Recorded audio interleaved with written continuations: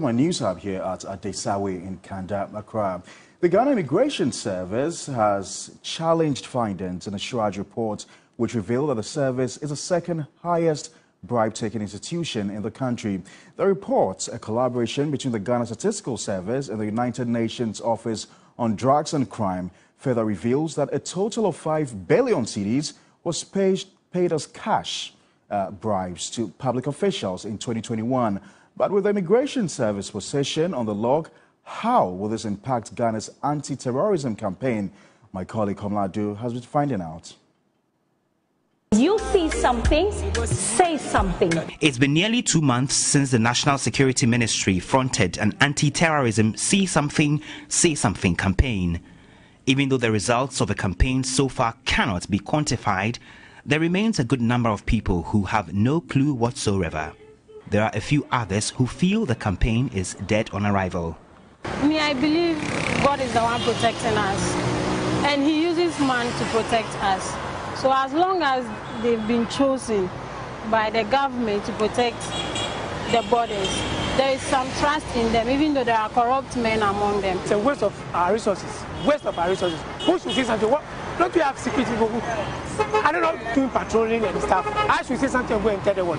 With the latest Shraj report, which ranks the Ghana Immigration Service the second in terms of bribe-taking, there are fundamental questions emerging and what the impact of this will be on the Say Something, Say Something campaign.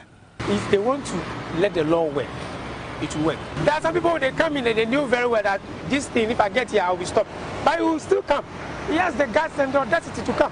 When he gets there too, he knows how to manage the situation and then go through. So definitely it is here to stay, unless you get our buffaloes to come and man those borders. We're here today at the Ghana Immigration Service to speak to Chief Superintendent Amwakwatra. He is the Director of Public Affairs. He's been dispelling some of the findings by Shraj.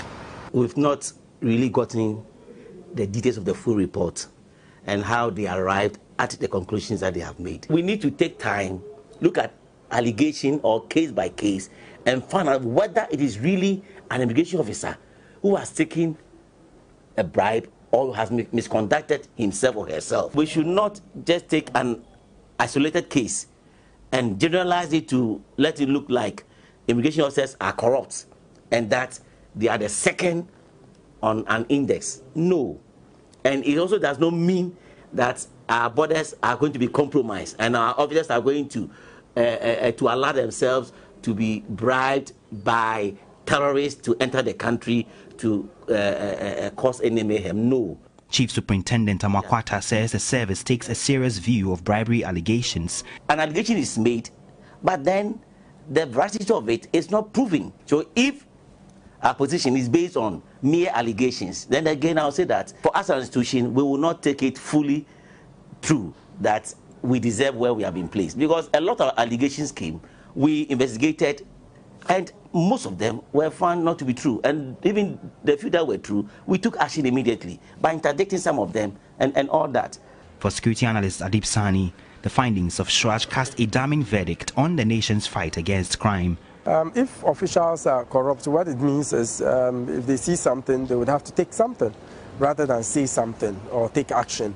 And that is quite disturbing. Unfortunately, Say Something has become an Accra thing. Go beyond Accra, nobody talks about it, nobody knows anything about it. The most dangerous of places, I mean, the border communities, Hamile, Guolu, Kokolegu, Paga, and the rest. You go there, ask how many people even have access to the internet. They don't know what's going on. But just how can this perception be corrected? We need to instill some sense of professionalism into officers. We just don't take them to train them how to shoot. We need to imbibe, that democratic bit of policing to the work they do, so they would get to understand the repercussions that might come with accepting bribes. Well, it may be a damning verdict on the work of the security services, but it does not take away the need for citizens to contribute their quota towards the fight against crime. And so if you see something, you must definitely say something, not take something. If you see something, say something. If you see something, say something. Let's now focus on bribery and the public sector, because 4 out of 10 successful applicants for public sector positions had to rely on family, friends and/or bribery in order to improve their chances of recruitment.